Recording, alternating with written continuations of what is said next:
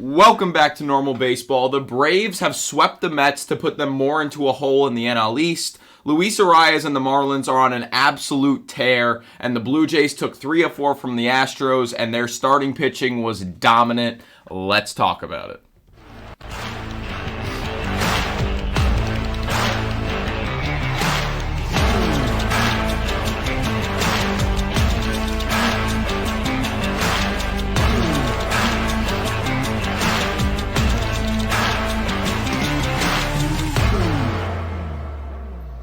What's going on? Welcome back to yet another episode of the Normal Baseball Podcast. I'm Alex Normal Dog. That's Lewis. And we had another fun week of baseball. A couple of really big series between some really rival teams, I'd say. Somewhat debatable rivals, but it's been a nice week.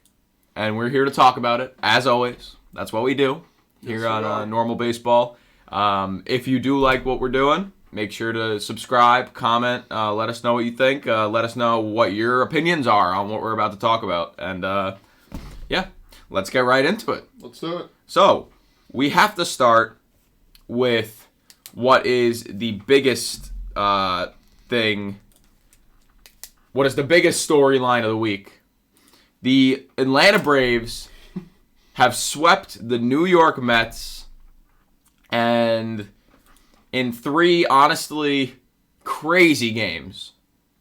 Very crazy games. And the Mets, man. I almost want to say they blew all 3 games, which they did. They had the lead in all 3 games, and they wound up losing all 3 games. Yeah. So it's been a tough road for the Mets so far this season, and it continues to be tough. They're currently 4th in the NL East, with a 30-33 record, and they are 8.5 games back of first place. It's not looking good for the Mets. They're in a really tough spot right now. Lewis, what do you think? I think we witnessed the Mets collapsing in 3 straight games and not being able to put it all together, figure it out, finish out a game. Every single one of these games, the Mets had a lead in, going into the second half of the game, essentially. Yeah. And they couldn't figure out a way to hold it or a way to add to it. It just looked really, really bad. I'm thinking that this is the biggest wake-up call you can get in the regular season. Getting swept by what's supposed to be a division rival when you go on the road and have your 1 and 2 pitchers starting, you get to who was Spencer Strider, who was the best pitcher in baseball. You get to him, right? And you can't figure out a way to pull through and just get a win on the last day, even. Just massive wake-up call for the Mets. And the fact that Buck Showalter, after the game, even said that the Mets played a great series and that he was proud of the guys is always not the best sign. And definitely thinking that there needs to be a big shakeup in the Mets organization, because right now they're not producing.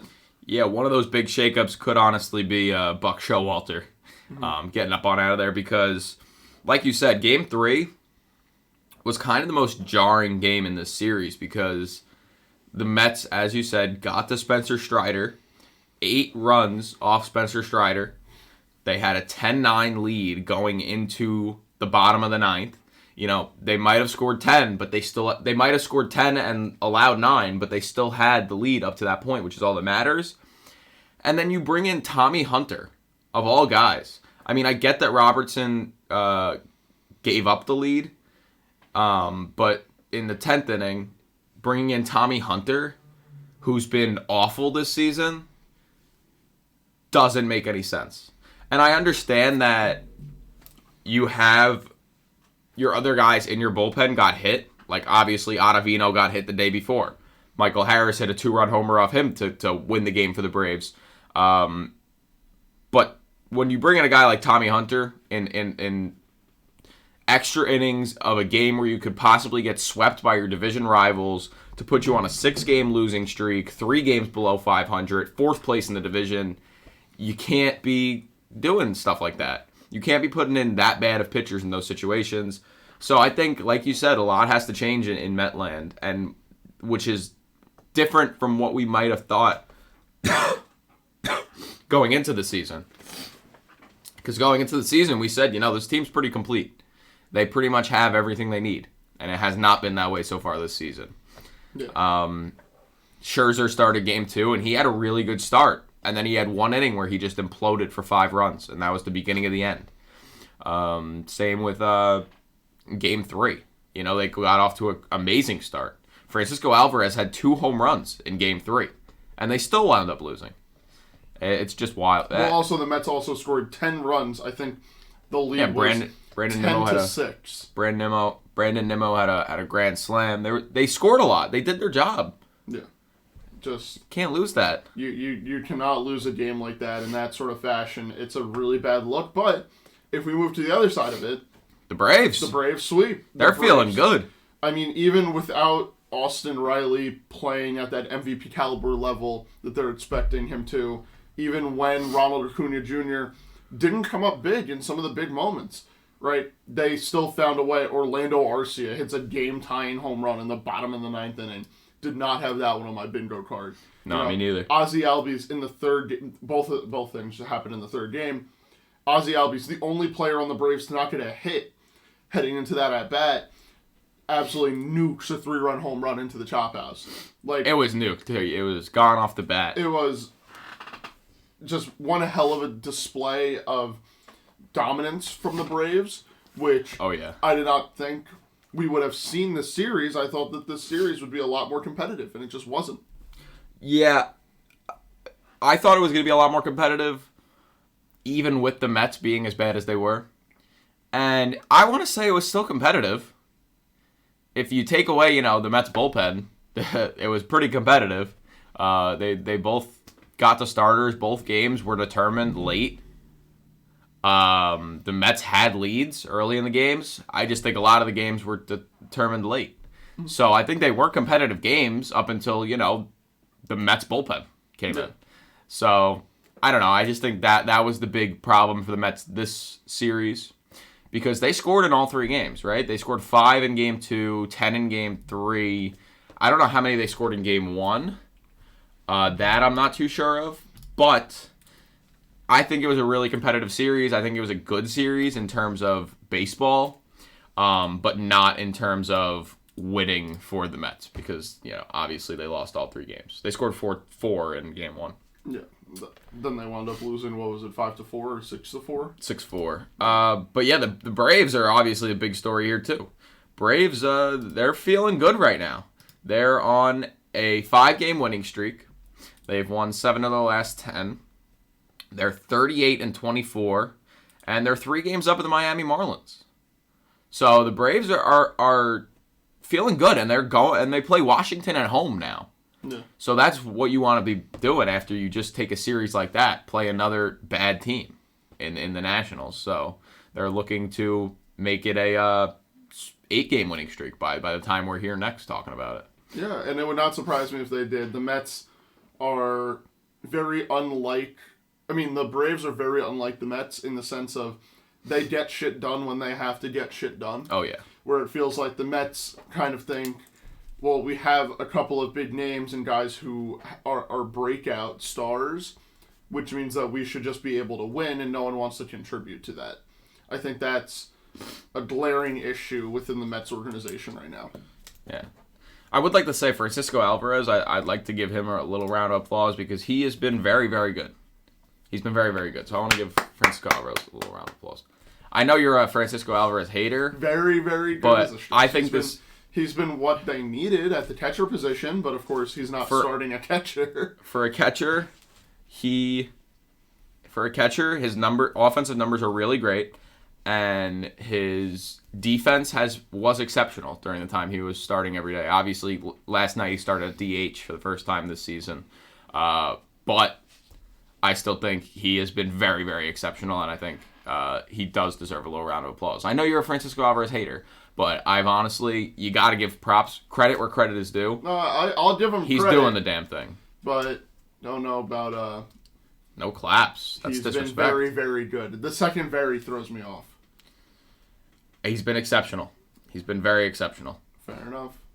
But Considering what the Mets have had in their catcher position the last few years, he's more than they could ask for. Yeah, totally. I will say, though, it is a bad look for the Mets if you're saying that Francisco Alvarez is being a bright spot and a good part of this offense, and he's batting .240 with like an 800 OPS. That's essentially league average numbers. 800 OPS is not league average. Okay. Almost. No, it's not. No, it is not. I think you need to take a step back and realize that you are missing another bat. I mean, we've had this debate over and over again and today was the day. Pete Alonso was out of the lineup today. Like, what did the Mets do? Yes, they got a very, very uncharacteristic grand slam at a Brandon Nimmo, but besides that, they really had no power. You know, they had nothing to drive the ball deep, to even give an opportunity to win, and guess what? That's what the Braves did. They drove the ball deep. I think they hit 5 or 6 home runs in Game 3. And that's what won them the game. It's definitely something that the Mets need to look in the mirror on, because if you're going to be without Pete Alonso for a few weeks, which is what I assume is going to happen. I don't know about weeks. Yeah, I would say 2 to 3 weeks. Well, we'll see. He did go back to New York to get an MRI, but there's just no official statement about it. By the way, I think, though, if he's going to be down for a week or more, look at yourself and think about what's the way that we can improve this team. So when Pete Alonso comes back, it feels like he's coming into a better situation to win. You know? Okay. By the way, Francisco Alvarez, 117 OPS plus. So it's well above league average. 17 points above league average, yes. Pretty high above league average. Not bad. Yeah. Well, you know, this is the same as the Bryce Harper situation. You're just hating on a young man's grind. Anyways. Okay. Well, he doesn't want to talk about it. Moving on, another team in the NL East who's been very, very good, like the Braves, is the Miami Marlins. They have been very good as of late, and so has their star player, Luis Arraez. Luis Arraez currently batting .403, leads all of baseball by far. And the Marlins are on a 6-game win streak. They're 35-28. They're only 3.5 games back of the Braves. They only fell half a game back from the beginning of the week because they didn't play yesterday. But they're feeling good right now. They're about to go to Chicago to play the White Sox. They just played the Royals at home. It's good vibes in Miami. All is going well, to be honest. And Miami Marlins, let's always ride with the boys down south. Always ride with the boys down south. Luis Arraez is insane. We talked about him a little bit earlier this week, but .403 batting average. Are you kidding me? Are you kidding me? When you watch it, it's June 9th. Yeah. And when you watch his at-bats, it's like when he gets a hit, it's not this line drive right up the middle. It's not this like damn near a home run in the gap. It's blooping it over the infielder's head. And if any outfielder is going to be brave enough to essentially play 10 feet or less behind the dirt of the infield, I feel like Luis Arraez can take advantage of that and even just hit it over their heads. It's crazy how good Luis Arraez is at placing the ball where it needs to be placed for him to just reach first base safely. I feel like I know what you're reiterating to for that one play. Where he hit it right over that guy's head. Bobby Witt Jr.'s head. Let's be respectful here. But yeah, it's ridiculous. He has a .947 OPS, and he's not a home run hitter. Yeah. He is not a home run hitter. He's not. But you know he's got one triple. He's got 15 doubles. He's got 87 hits, 15 doubles, 1 triple, and 1 homer. So how many singles is that? So that's 17. He has 60 nice singles this season, which is just wild. He's just getting on, and honestly, the other people in the Marlins lineup are driving him in, which is very important as well. Yeah. It's a good vibe in Miami right now. Do you think they keep it up, and if so, for how long?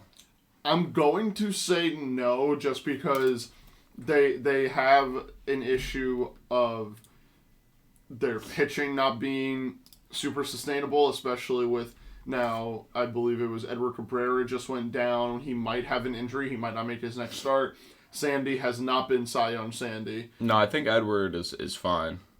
I hope so. He got pulled from his last start early with blisters, so I'm hoping that he does not hit the IL. Yuri Perez has been the bright spot of this team. He has a 2.25 ERA and his 5 starts. Yeah, in 5 starts, but he's looked good so far. I agree Definitely, with that. as long as he can get rid of some of the walks that are unnecessary.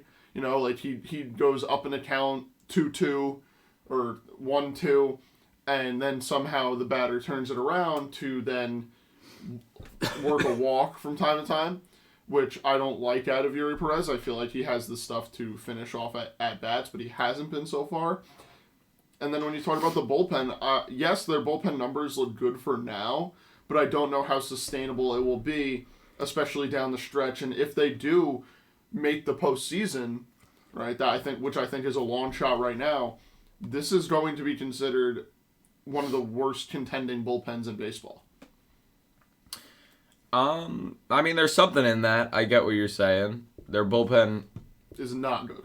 Not good. So far, they've caught a couple lucky breaks. They've gotten out of situations where they have to use 2 relievers in an inning, kind of tag teaming inning by inning, which I don't think is sustainable. It's an interesting dilemma, but I do think that the Marlins are on the right track as long as they figure out something with their pitching staff, especially if South Beach Sandy is not going to throw what feels like damn near a complete game shutout every other start, as he did last year. Yes, I was going to say, Sandy definitely is not doing that this year. No, Sandy has, I don't want to say fallen off, but he's definitely had a few... I don't think he's fallen off. I just think he's had a couple worse starts than last year, which is very unfortunate. He's got a 5.07 ERA right now in 12 starts. It's just not been pleasant and not what the Marlins and I think anyone really expected coming off the season that he had. And even in the beginning of the season, he had a couple of really good starts mixed in there. He had that complete game shutty in the sub 2-hour game, which was awesome. Yeah. But since then, he's just kind of taken a lot of hits, given up a lot of hits too. So I hope Sandy can figure it out. Because like you said, yeah, this bullpen it's not amazing, but I honestly think it could be a lot worse. I think it's pleasantly fine, like, considering the guys they have in the bullpen. There's no superstar names in this bullpen, and they have been getting it done recently. Yes. So like I said, I'm not as low on their bullpen. I mean, it's like it's like a mid bullpen. It's like middle of the road. It's not anything crazy good. But I wouldn't say every time they go to their bullpen, I'm thinking, oh, God, they're about to give up 5 runs. You know, that's not what I'm thinking at all. Oh, no. It's not like that. But I do think their bullpen performing even to this level is not sustainable. You know what I'm trying to say? That's the way that I view the Marlins. Maybe. Because their offense so far, I mean, of course, Luis Arraez has been amazing. Brian De La Cruz, which I think I said to you, what was it, yesterday? Yeah, pleasant surprise. He needs to be in all-star considerations. He's batting essentially 300 on the season right now and has looked great while doing it. They definitely missed on the signing of Gene Segura. He has not been anything except almost a detriment to that offense. But Jorge Soler, who missed a lot of last season with injury, has come back and he looks really, really good. Yes, his batting average is a little bit low, but Jorge Soler. I mean, 242 is not bad for him. Yeah, it's not bad, but he's a power hitter. He absolutely mashes the ball, and it feels like every time he swings, the ball is going to go over the fence. I'm actually pleasantly surprised in the 242 batting average. Yeah, that's a lie. I think that's right where he wants to be. Mm-hmm. 242 is not bad in any sense. And of course, missing Jazz is arguably the hardest thing for the Marlins to get over. Yes, he hasn't been the superstar that he's been marketed to be, but he's been a very reliable center fielder, especially because he got more comfortable playing the position. He looked a lot better out there, and now he's down with a toe injury, I believe. Yeah, We've been talking about for like 2 weeks now.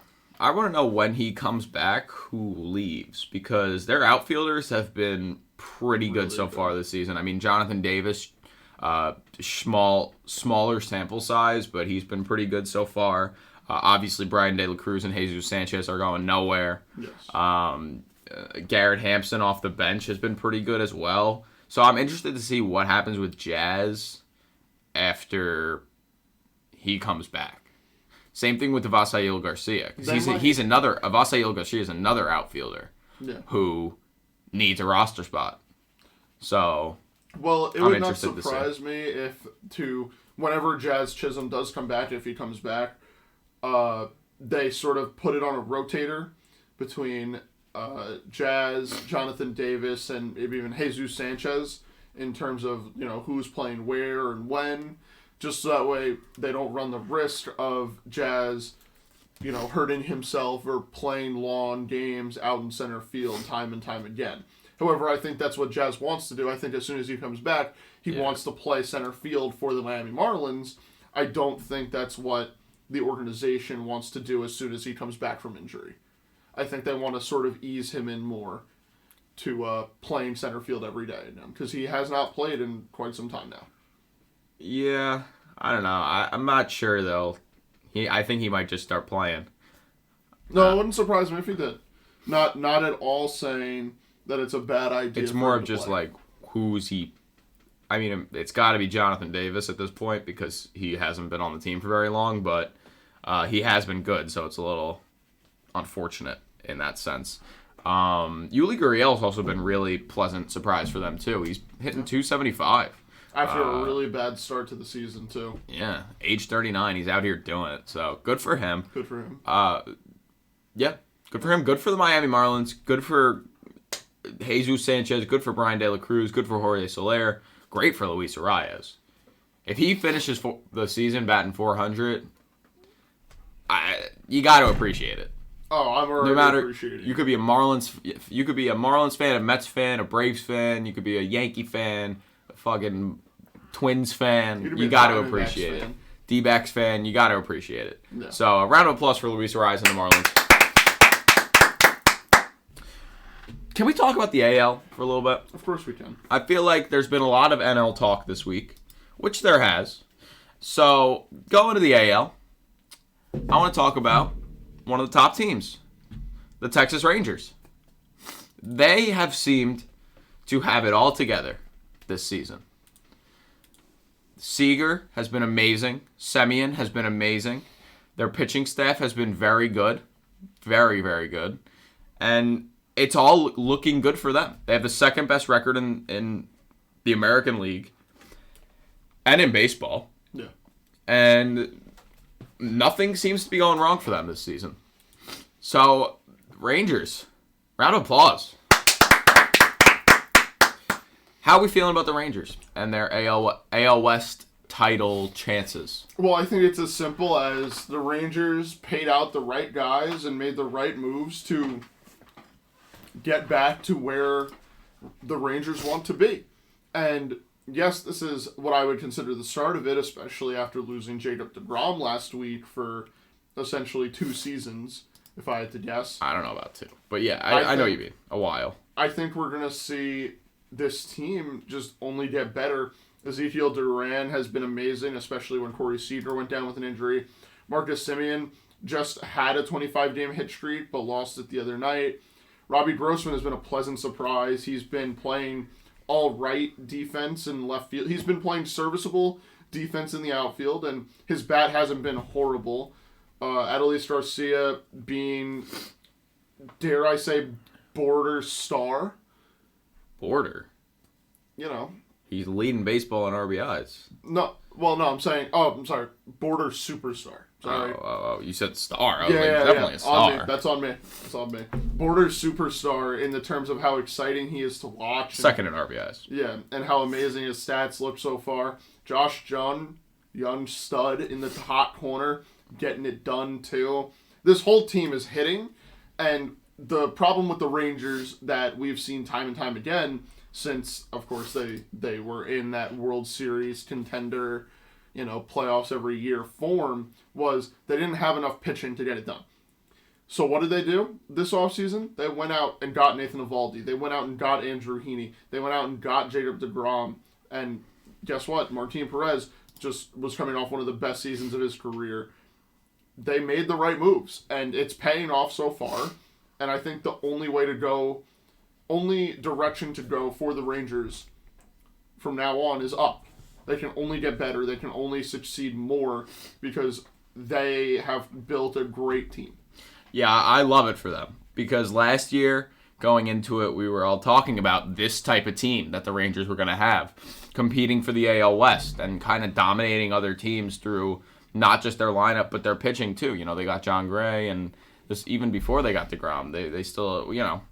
And this year, they finally put together some of those pieces. Eovaldi, Martin Perez has been awesome. Dane Dunning's been awesome. Everything kind of connected this year. Yeah. And it's just turned out really well for them. They're hitting, obviously. Their lineup has been incredible, like you were mentioning. And their starting pitching has been amazing, too. And their bullpen hasn't been great, but it's made up for by the fact that their offense can score 10 runs every game if they really wanted to.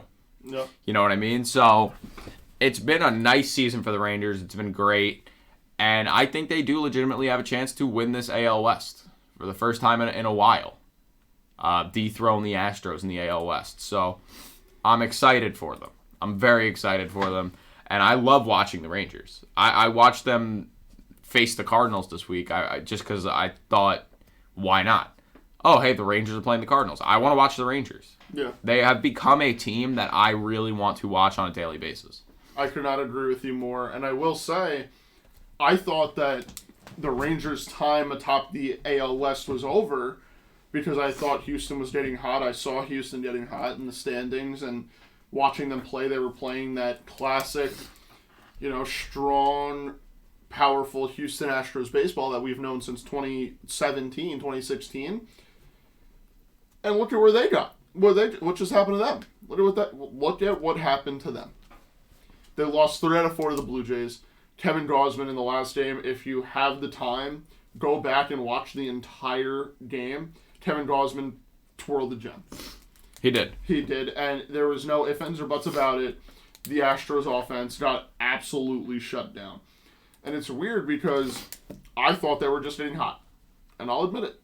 I thought that this was the time for Houston to rattle off a bunch of wins. Angels, Toronto. They go into playing Cleveland this weekend. Then Washington, Cincinnati. Well, we might see some winning there. Yeah, we might see some winning in there. But you drop 3 out of 4 to the Blue Jays. Who's to say that they're not a little frustrated going into Cleveland? Who has been playing a little bit better brand of baseball. The Guardians have been playing a little bit better recently. I agree. This Blue Jays pitching has impressed me to the core. Right? If you take away Alek Manoah and maybe a couple of Jose Barrios' the Blue Jays took care of it. Yeah, they did. I meant just take him away from the whole season situation. And you take away a couple of Barrios' first couple starts. This is the best rotation of baseball by pretty much every number. Yeah. Obviously, the numbers are inflated by those two things, mostly Manoah. But this starting pitching rotation, this staff, has been so impressive and so dominant that it seems like no other team has a chance to hit off this lineup.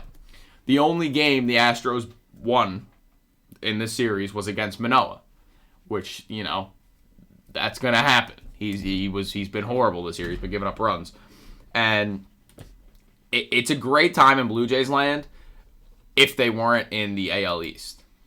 Because they just took 3 of 4 from the Astros. They're 8-2 in their last 10. But they still find themselves 9.5 games out of first place. Yeah. So. But that's just because that division is just right. But impossible. That's what I'm saying. I'm saying it's a great time, but you still look at the standings and you're like, damn, we're still 9.5 games back. Yeah. So it is a little. It sucks in that sense, but like I said, this staff has really impressed me. Bassett has been one of the biggest guys that's just impressed me. New dad Chris Bassett. That dad strength. Because Gausman Gossman's been great for a while. Like, you know he's going to go out there and twirl gems start after start. I think Bassett has been that he's had ace stuff, which I didn't expect him to have ace stuff. You know, like he's always been a solid middle of the rotation type of guy. I mean, he'll be very sustainable and very usable in the terms of his pitching arsenal and how well he will operate. But the fact that he's come out this season and really just laid it down, no other way to say it, is amazing and not something I was expecting out of him. Well, he's always been a dog. He's always been a ace type stuff. But for some reason, I thought he might struggle a little bit this season. Moving to a different team, going to Toronto in a different division. I thought he might have a little tougher time, and he's done the complete opposite, and he's been dominant this season. So yeah, well, I believe he got signed last season, and my first thought was Kevin Gausman back in the AL East, because obviously he started his career in the AL East with Baltimore. I was talking about Bassett. Oh, I'm sorry. Oh, yeah, I was talking about that's Bassett. bad. Yeah. But yeah, Chris Bassett. Yeah, I get what you're saying there. I agree with you. Sorry. I completely thought they were talking about Kevin Gausman. I said Gossman's been a stud. I know he's just gonna go out there and just shove every time he's out there. Yeah. I said that about Gausman. Yeah. I thought that then you went back to talking about Kevin Gausman. All right. That's fine. That's on me. And Barrios has been pleasantly surprising too. After a few bad starts to start the year, he's kind of dominated. Yeah. He gave up 2 earned runs, I believe, against the Astros last night, but they won the game. He did great. And Kikuchi's been he started the season better, and he's gotten a little bit worse recently, but he's still been a solid. He's a 4-star. He's been a solid 4. So good for the Blue Jays. He obviously isn't that same version that the Blue Jays thought they had traded for, but he has still been a very, very serviceable, very, very good arm in their rotation this season. I forgot Hyun-Jun Ryu got Tommy John surgery. Yeah. Last year. He might come back at some point this season. So who knows? That'll be another arm in this rotation. I feel like a lot of people have forgotten about him and forgotten that he even is playing and technically rostered. I feel like a lot of people forgot about him. Imagine this Blue Jays rotation with 2022 Alek Manoah. I mean, it would be even more dominant. It'd be even more unfair. It would be extremely, extremely powerful. That just makes the whole Manoah situation even worse, because imagine having hit last year Manoah in this lineup. It would be great. It would be amazing. Yeah, would have been. I think coulda, shoulda, woulda. Yeah, barring he comes back to form, they get a little bit of bullpen help in Chad Green, who will, I believe, be back after the All-Star break from Tommy John surgery. He'll be a very nice addition to that bullpen. The Blue Jays are lined up to look good, and on paper, at the beginning of the season, I would have told you they would have been competing for a World Series. Right now, they need to have a dogfight to get into that last wildcard spot. That's how tight the AL But is. Should they make it, I think they do have a chance. Well, every team has a chance. Let's not forget that. But they do have the utilities. They do. Facing them in a 5-game series, DS type thing, not easy. Yeah. Because their 1-2-3 is gonna shut you down. Yeah. So. And right now, the Blue Jays are actually the first team out of the playoffs right now. We have the Tampa Bay Rays as the 1 seed, the Texas Rangers as the 2 seed, the Twins as the 3 seed, and then the wild card is Baltimore, and then the Houston Astros and the New York Yankees are tied right now. So it is interesting. It's something that everyone should be keeping their eye on, because there is a world in which 4 teams in the AL East make the playoffs, which would be crazy. It would also take a lot of losing from the Astros or the Rangers, one of the two, which I don't think is going to happen, but never say never. Yeah, never say never. You said it, Yankees and Astros are tied, which baffles me, to be honest. Well, they can't be tied. Yankees have one more win. Oh well, yeah, because the Astros didn't play yesterday. That baffles me because of how much the Astros have disappointed this season. It feels like the Yankees have too, also kind of disappointed. They may be 10 games over 500, but it hasn't been a easy 10 games over 500. You know what I mean? Yeah, not at all. It's been unpleasant for the Yankees. I do want to talk about them for a few. They just played the White Sox, and they lost 2 of 3, which you can't have happening. To the White Sox, a team that's almost 10 games below 500, was 10 games below 500 when you started playing them, you can't be losing 2 of 3. And I get that Aaron Judge isn't in the lineup, but again, you can't just be losing 2 of 3 when Aaron Judge isn't in the lineup. That's how you're going to lose. It's a bad, honestly, kind of bad situation in Yankee land. Yeah. Missing Aaron Judge in that lineup is obviously like asking a car to drive without an engine. It's hard to do for the New York Yankees. It's hard for them to navigate. It's hard for Aaron Boone to go out there and put out a competent lineup that he thinks can win without having this guy who can bat 300 and hit 62 home runs that we've seen him do. It's ridiculous that the Yankees flustered this much to the point where I think in the last game of their series, they had Willie Calhoun batting leadoff.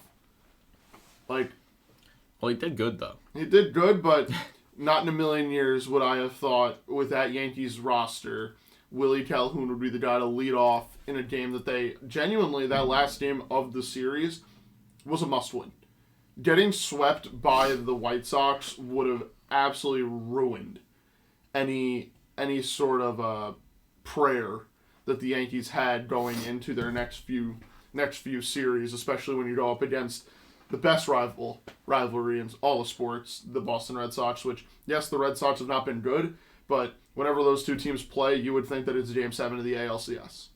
It is just so much fun to watch, and when both teams are feeling confident, feeling good, and ready to spin it, ready to hit it, it is a great series, and sadly, Boston is entering on a little bit of a losing streak, a 2-game losing streak. But the Yankees now are entering on a winning streak, but they're going into Boston. They're playing in Yankee Stadium. It's just going to be a lot of fun to watch, and I'm looking forward to that. I agree. First time this season that they're playing the Red Sox and the Yankees, June. which June 9th is kind of wild. Yeah. Normally they play each other way before this. Yeah, so they danced around each other though, man. Maybe they just wanted to give them some time to figure out who their teams were before they actually started going up against each other. I'm excited for the Yank Sox series. Can I book it right now? Can I call it right now? Call what? Yoshita's definitely going yard in Yankee Stadium. We'll see. No question that he's not during the series. Well, you'll have an opportunity in a little bit to set that in stone if you want to. I might have to. But yeah. Yankee Sox. I'm excited. So let's talk about the AL Central. We have to. We have to. There's simply no choice at this point. Sorry. The AL Central is horrible.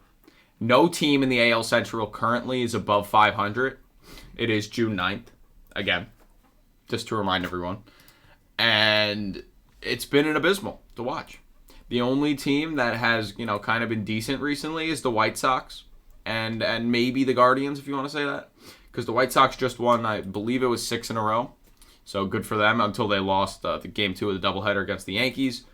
And the Guardians have been playing decently well as of late. They're only a game and a half out of first place, but they're still 4 games under 500. That's just a wild statement to me. Cannot believe it. They just won the second 2 games of the series against the Red Sox.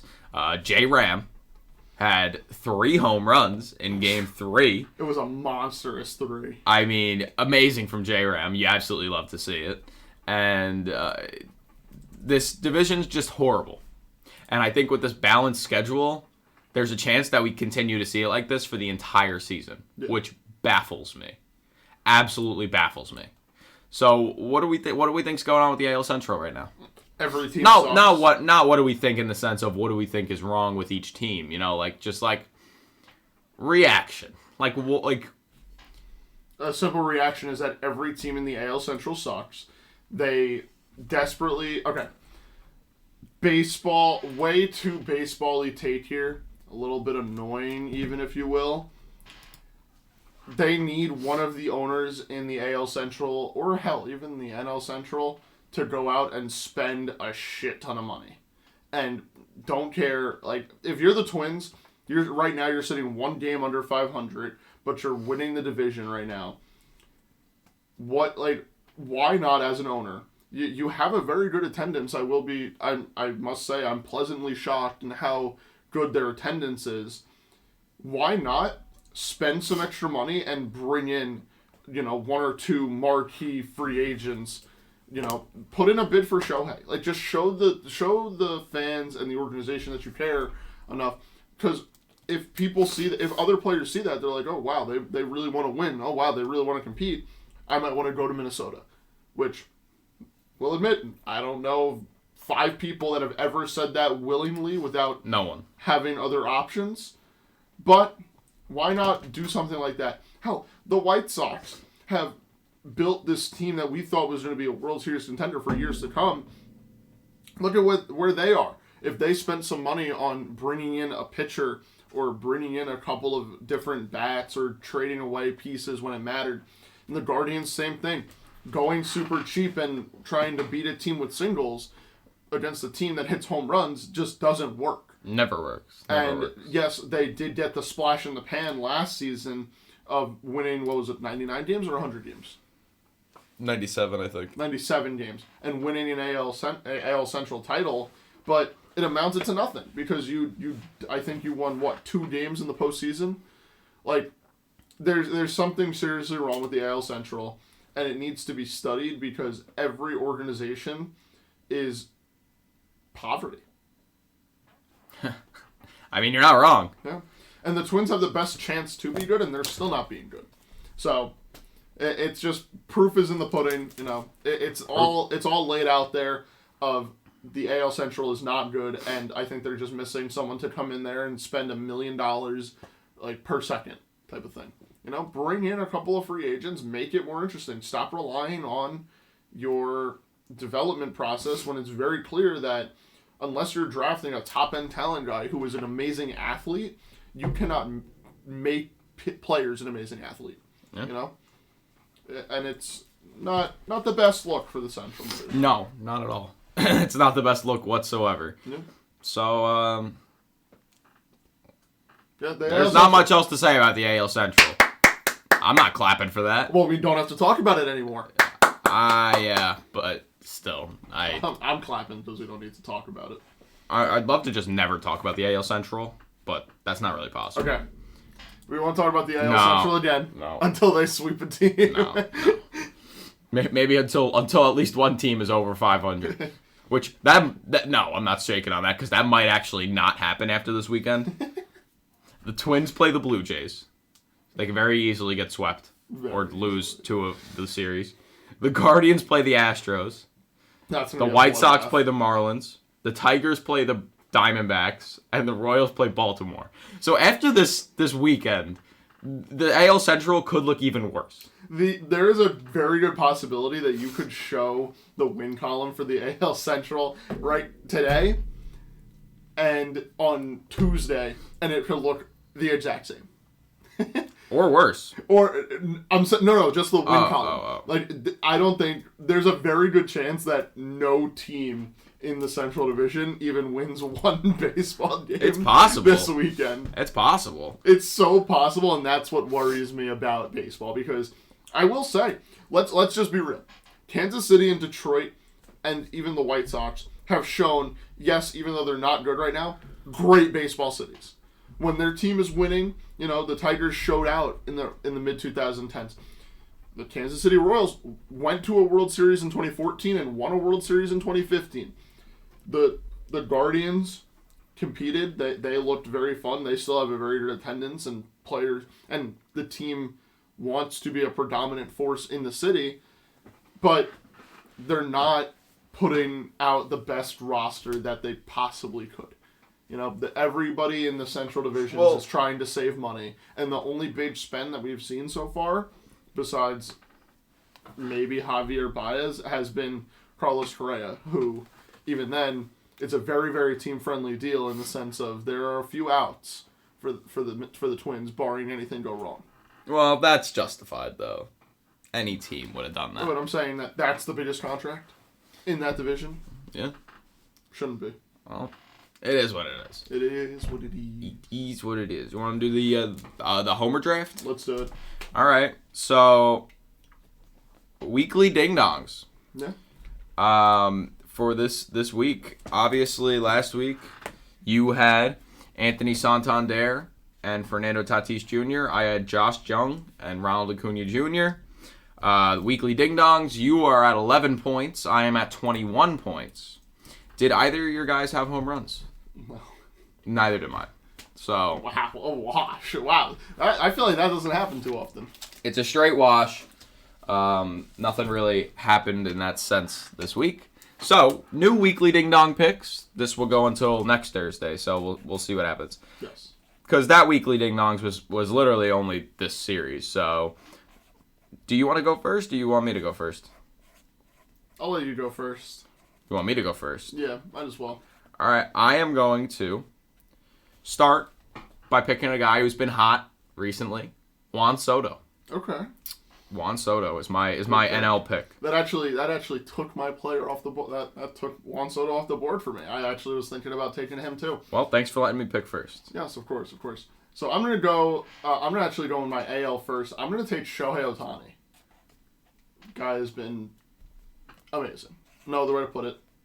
And I think we're gonna see. I was thinking about him. Hit back to back 4-homer games. Sounds about right for Shohei. What? Do you want to know? What? Yeah. What did you just say? Back to back 4-homer games for Shohei Ohtani. Okay. Book it. I'm sure. I'm going with Josh Lowe of the Tampa Bay Rays. He's been kind of an all-around stud so far this season. Mm-hmm. And they are playing the A's next week. And, they're playing the Rangers this week, so maybe he'll run into one there. But mainly because they play the A's next week. Yeah. Feeling confident in him. Okay. I am going to go with... You ready for this one? No. Really? Let me know when you're ready. I'm ready. Christian Yelich, the Milwaukee Brewers. I don't know what it is about why I want to take him. Because I will admit I have to pivot off of Juan Soto. But he's been okay so far. I'm looking forward to seeing him, get the home run total up. I think he's been very, very good so far. For obviously everything that he's been through, of course. But Christian Yelich, 7-homer god. I think at the end of when we revisit this homer draft a week from today, 25 home. No, I'd say like 60 is a good number to be at. All right, shut up. All right, well, so I have Juan Soto and Josh Lowe, and you have Christian Yelich and Shohei Ohtani. Yes. Shohei Ohtani. Well, Juan Soto's a guy I wanted to talk about, so that works out. Because Juan Soto has been, quite honestly, amazing as of late. He started off the season really, really bad. A lot of people were worried about him. But in the last 28 days, he's batting .296 with a .978 OPS. He's been awesome. He's raised his batting average to .265. His on base is .422 because he gets on base. That's just what he does. .905 OPS on the year. I'm proud of Juan Soto. I just want to make sure we mention him briefly because the Padres have been bad this season, especially in terms of what they were supposed to be. But he has been a bright spot, especially in the last month and a half. Oh yeah, certainly since the calendar kind of flipped over and we're talking about the May-June Juan Soto, he has been playing a much, much better brand of baseball. He looks more comfortable. He looks like Juan Soto more and more every day at the dish. It's going to be interesting to see what the Padres do because obviously most of their superstars are underperforming right now. But if Juan Soto starts to turn it around, maybe that will domino effect into Fernando Tatis Jr. turning it up to 1,000. Manny Machado going back to what should have been an MVP form after last season. Like, if everyone can get that ball rolling, there's no stopping this team, barring, obviously, the Tampa Bay Rays, probably. But it will be exciting to see how much hotter Juan Soto can get, because he is getting really hot. You just read off his numbers. Yeah, he's been seeing the ball really well, too. It seems like he's getting to that point where no matter where you throw it to him, he's always either finding the ball or watching it for a ball. Yeah. Because he will take his walks whenever he gets the chance. I mean, we saw it that one game in D.C. when they played in D.C.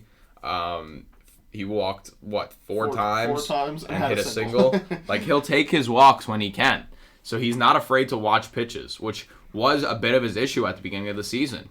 He was trying to watch too many pitches, and it just wasn't working out. But now I feel like his eye is getting better. He's watching the balls, and when he sees those maybe borderline pitches or just pitches in the zone, he's going all for them, and he's gonna take his base hits. Because with his base hits, he's always gonna have the doubles, and the homers are gonna come eventually. Yeah. But you also have to, take your singles when you can.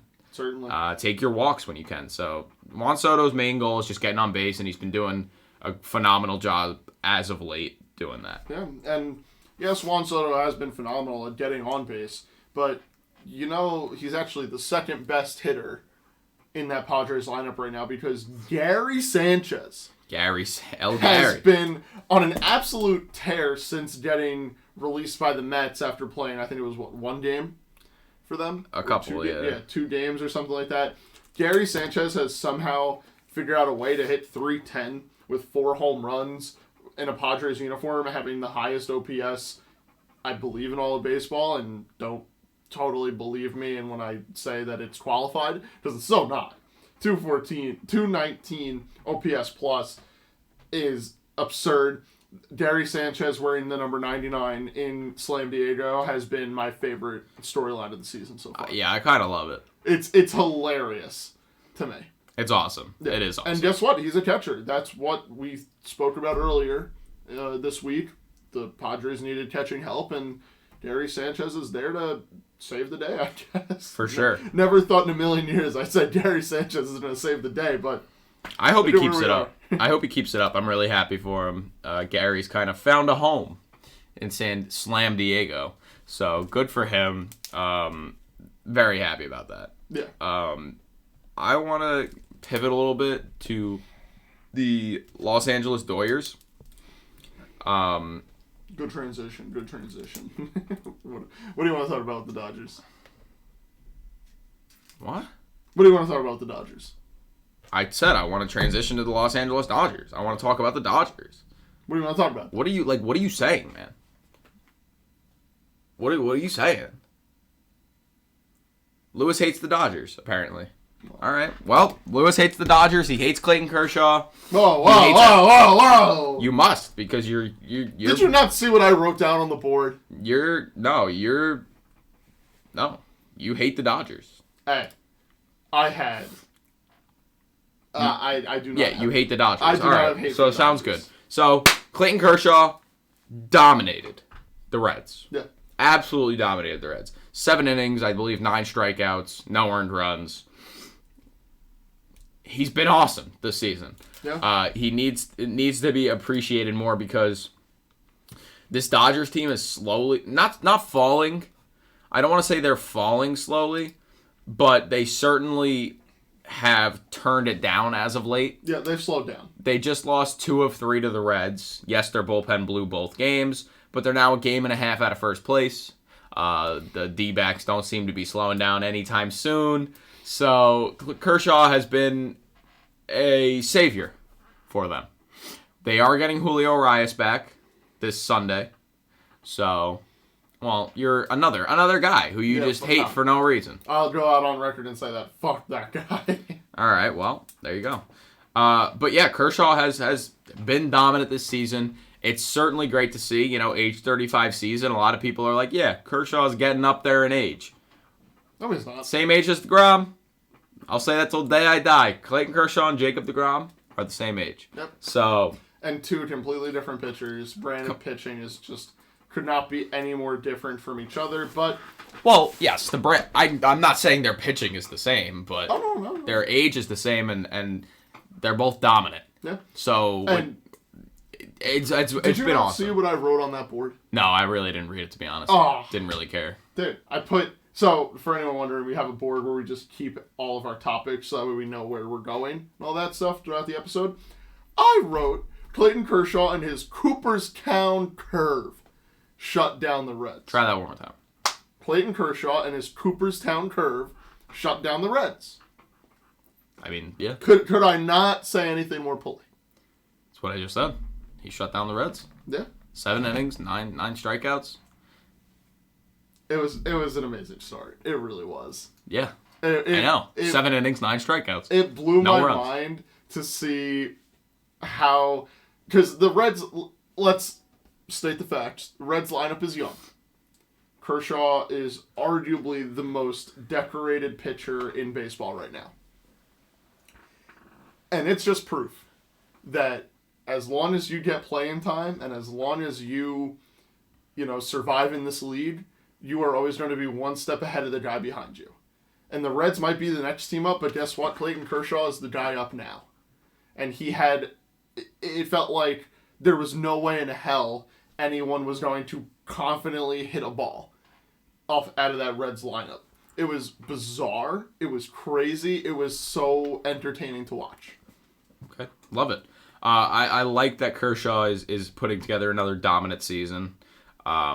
It seems like he just doesn't have a downfall. It seems like he's just always going to be that dominant pitcher. And, it was crazy. Going into the start, there was some little bit of talk about, Kershaw pitches worse on the road. Which obviously, yes, is true by the numbers. Is still true now. But then he's on the road and he does this. So, I just think all around he is a phenomenal pitcher. Talented. Like you said, that curve is crazy. So good. Can we clap it up for Clayton Kershaw? What do you got, Lewis? What's on your mind right now? Clayton Kershaw. That's it. That's it. Just Clayton Kershaw. Only thing going on behind these eyes. Lights on, Clayton Kershaw's home. That's about it. So you have no interest in talking about Los Serpientes. We might as well. Los Serpientes, the Diamondbacks. They are first in the NL East. In the NL West. First in the NL West are the Arizona Diamondbacks. What do you think? I am very happy about it. Team has been nothing short of amazing. I think that's safe to say. Nothing short of amazing is a great way to put it because they've been phenomenal. They are 8-2 in their last 10. They just won 2 in a row. 37-25 record on the season. What's bad? There's nothing bad to look at here. Maybe their bullpen, just their pitching in general, hasn't been exactly great. But then guess what? You have Zach Gallen. So it's every 5 days you got to reset. Every 5 days you got to reset is right. And Merrill Kelly has been surprisingly pleasant. He's got a 2.8 ERA through 12 starts. Yes. Gallen's got a 2.75 ERA through 13 starts. Their bullpen has been subpar, but their lineup has just been crazy. And we've said it so many times. This is why they're in first place right now. Their lineup is just seemingly unstoppable. Their lineup still 5th in average, 9th in on base, 5th in OPS, 6th in runs scored, 4th in stolen bases. They're just getting on and doing the damn thing. And I want to talk about one guy in particular, Corbin Carroll, Rookie of the Year candidate. Rookie of the Year, damn near winner at this point, it feels like. Yeah, Corbin Carroll batting .300 this season now with 11 home runs and 18 stolen bases. I'd love to see him go 20 for 20. Dare I say 30 for 30 this season? He could. I don't know about 30 for 30. That might be a little bit of a stretch, but it's possible. Corbin Carroll, do it. Prove me wrong. He has been such a spark plug in this lineup, and as a rookie, it is insane and it's incredible to watch. Yeah. I every time I watch this kid play, he does something that I'm like, wow, that is it. does not look like rookie stuff. Like, it looks like he's been in the league for, 5-6 years, and this is just another day at the office. And at the age of 22, Corbin Carroll has been spectacular. Of course, he has done nothing but impress everyone, including myself and Alex. I think, is it safe to say that he should be in the rare company of rookies who have made an all-star start? He's batting 300 on the season. He's played amazing defense in the outfield, almost a 950. He has a 928 OPS with a 153 OPS plus. He's spectacular. What's stopping him from starting? I think the only thing that would stop him from starting in the All-Star game currently is just the fact that the current fact of every year we see this, there's too many outfielders that can be All-Star starters. Yeah. There's Think only of 3 spots. Exactly, and there's only 3 spots. So or 4 if you include the DH, but we'll see. 3. He ain't DHing, I'll tell you that. Another player could. No, I'm saying they're gonna have a DH at DH. we'll wait and see. That's why there's a DH spot to vote for. Yeah, but I just always put a 4th outfielder there. Okay, but you can only vote for 3 outfielders in the All-Star voting. So we'll see, because he might get bit by the there's just too many good outfielders bug. Maybe. And some people might not be voting for him, but I certainly think he should be currently with these numbers. He's got a 2.6 WAR already, and it's June, early June. I'm happy for Corbin Carroll, and I think he is the biggest part of this Diamondbacks team right now. Obviously, they've had a few other pleasant surprises, like Lourdes Gurriel Jr. Can't forget about him. He's hitting .310 this season. Incredible. Amazing. Ketel Marte has been picking it up, batting .280. Gabriel Moreno, he has been a very pleasant surprise as well, especially at the catcher position. Not much power, but he's hitting for a high average, which is always something you like to see, especially from your catcher. Yes. Something you don't get too much, it feels like. Very far and few between. Perdomo's been a nice surprise as well. Perdomo's been good. And overall, the Diamondbacks have been the team to beat in the NL, dare I say. Them and the Braves. Teams to beat in the NL. I'd argue them more than the Braves. Yeah, well, the Braves are unbeatable. the Mets prove that. Well, it's also the Mets. I think the Braves are definitely beatable, but not by the Mets. They're definitely beatable. Not by the Mets. Just taking a joke. Pete Alonso is going to land on the injured list from what I'm seeing this morning. Yeah. Which sucks. So a couple of weeks. Lewis, do you have anything else? I do think that it is only right that we do mention, although there is a team that we do not speak about that is sitting at bottom, the AL West. There is another team that's sort of on the same level of them, the Kansas City Royals. I did not realize how unbelievably bad they've been. I thought that, between the couple of younger, more exciting guys and the thought of, hey, they spent a little bit of money and brought back a couple of pitchers. Not really. Yeah, well, they brought in... They didn't really spend anything this season. They brought back Zach Greinke, and they brought in Aroldis Chapman, which I was like, okay.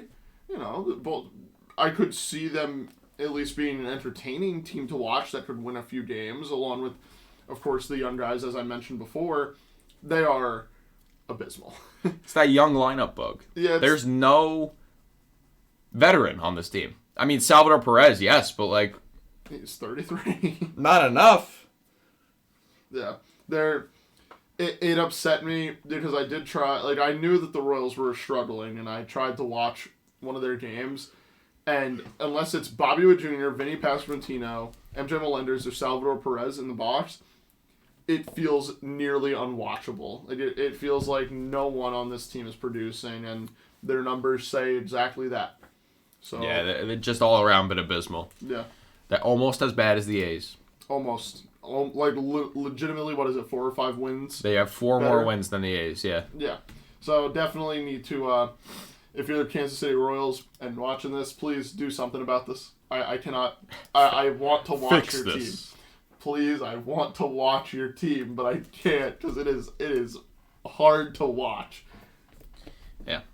I would happen to agree with that. Yeah, but that's the last thing I got to get off my chest. All right, well, that's all I got too. We seems as if we're done here. We thank you guys. If you're still watching, we thank you. Thank you for listening, watching, viewing, subscribing, commenting, and share if you enjoyed. Do all those things if you enjoyed. And we hope to see you in the next one. Thank you for watching.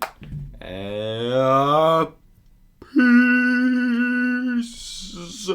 Pieces of things. Peace.